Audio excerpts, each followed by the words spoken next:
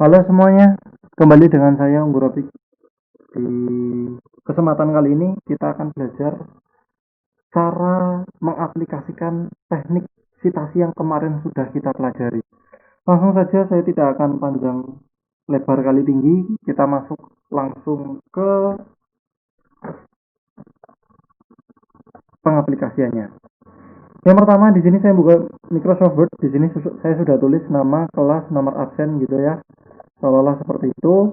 Di sini saya pengen membuat perencanaan usaha, yaitu perencanaan usaha kerajinan. Di sini saya punya dua gambar. Gambar yang pertama ini adalah ada batik ya. Kalau saya perbesar ini batik. Kemudian yang kedua ini ada gambar kalau saya perbesar adalah kursi. Jadi saya punya ide, kursi ini kainnya kita menggunakan kain batik agar nanti batik itu bisa go internasional gitu ya. Jadi usaha kita nanti merambahnya sudah ke ekspor gitu. Jadi saya punya ide untuk kain batik ini saya masukkan ke dalam kursi ini agar punya nilai estetika gitu.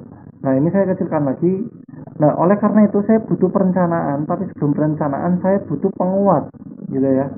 Penguat apa sih latar belakangnya? Nah untuk diketik atau diaplikasikan dalam bentuk tulisan agar nanti lebih mudah untuk dipahami gitu. Nah bagaimana kelanjutannya? Yang pertama adalah kita buat judul dulu. Nah, ini saya buat judul. Nah, ini judulnya. Kerajinan kursi dari kain perca batik. Nah, setelah itu kita tulis latar belakang. Oke. Loh, kok ini sudah ada tulisannya? Iya, untuk mempersingkat waktu saja. Ini adalah ketikan yang tadi sudah saya ketik. Ini yang saya blok ini ya. Sampai bawah ini saya bold. Ini adalah yang saya bold ini adalah pendapat saya. Nah, yang bawah ini yang saya blok ini adalah kalimat kutipan yang saya ambil dari jurnal. Itu kalau yang atas ini pendapat saya, yang bawah ini ambil dari jurnal. Yang pertama adalah di dalam bahasa Indonesia kita telah belajar istilah paragraf. Ada tiga macam paragraf, yaitu paragraf deduktif, paragraf induktif, dan paragraf campuran. Yaitu yang kalimat utamanya di depan, di belakang, dan di tengah. Nah, kita menggunakan cara itu agar kita mudah untuk bisa membuat tulisan atau mengungkapkan gagasan kita dalam bentuk tulisan gitu. Kita langsung aja contoh ya. Yang pertama kita lakukan adalah kita fokus ke ini yang saya blok, yaitu kalimat utama. Kenapa kalimat utama? Jadi cara mudahnya adalah kalimat utama ini yang nanti adalah kalimat citasi atau kutipan yang kita ambil. Nah, sedangkan atas ini itu adalah pendapat kita atau setara dengan kalimat penjelas. Jadi kalau digabung jadi satu nanti akan menjadi paragraf utuh. Cuma kalau kalimat utamanya ini nanti di belakang, gitu ya, nanti jadi paragraf deduktif, kalau di depan induktif. Kurang lebih seperti itu. Oke, langsung saja yang pertama kita lakukan adalah kursornya pindah ini di kalimat utamanya atau di kutipan yang kita ambil. Sebelum titik ya, ini kursornya di sini ya. Kalau sudah, kita masuk ke reference seperti kemarin, insert citation, add new source. Oke, karena di sini kita menggunakan jurnal gitu ya. Berarti kita di sini ubah dalam bentuk jurnal. Kita klik jurnal and article. Oke, kalau sudah kita tulis autornya, title, jurnal name dan seterusnya, kita buka pembandingnya. Nah, ini yang saya blok ini adalah kata-kata eh, yang tadi ada di kutipan yang saya ambil ini ya tadi, salah satu fenomena dari belakang ini. Nah yang saya ambil ini itu dari jurnal ini, Gorga Jurnal Seni Rupa gitu ya. Ini judulnya analisis estetika karya kerajinan kain perca siswa kelas 7 SMP dan seterusnya. Ini nanti kita masukkan data ini ke dalam sini gitu. Oke, kita masukkan dulu dari yang pertama adalah nanti kita di sini ada judul penulis gitu ya. Arfatul Marwiyah. Oke, kita tulis saja yang pertama. Marwiyah, koma Arfatul. Oke, kita lanjutkan di sini. tadi ada Zulkifli, kemudian ini pakai titik koma, Sugito, yang terakhir ada Muslim. Nah, oke, selesai. Ini sudah saya masukkan sesuai data yang saya ambil. Kalau kita cross check autornya ya, dari yang pertama ini ada autornya ini, itu kemudian yang kedua ini ada judulnya gitu ya, ini judulnya, kemudian ini jurnal name-nya atas ini. Nah, ini jurnal name-nya, ini volumenya ya, sama isunya nomor kedua, kemudian tahun penerbitannya kita cek. Tahun penerbitannya itu 2018. Apakah benar 2018? Nah, ini nih, 2018 bulan 2018 bulan Desember. Oke, terus tadi benar page, kita ambil kata-katanya di page keberapa. Tadi kata-katanya, nah ini salah satu gitu ya, dari kain kita geser ke bawah. Nah, ini page-nya 268. Kita tulis di sini 268.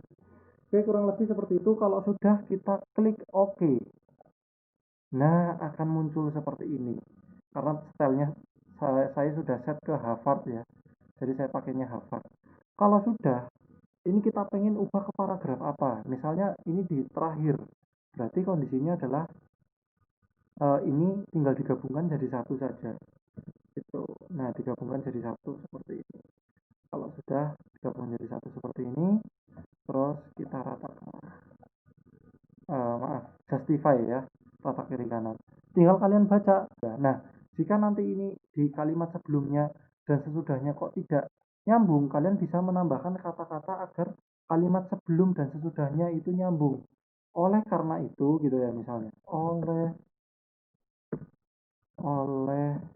karena itu, karena, nah ini nanti bisa diteruskan. Karena salah satu gitu.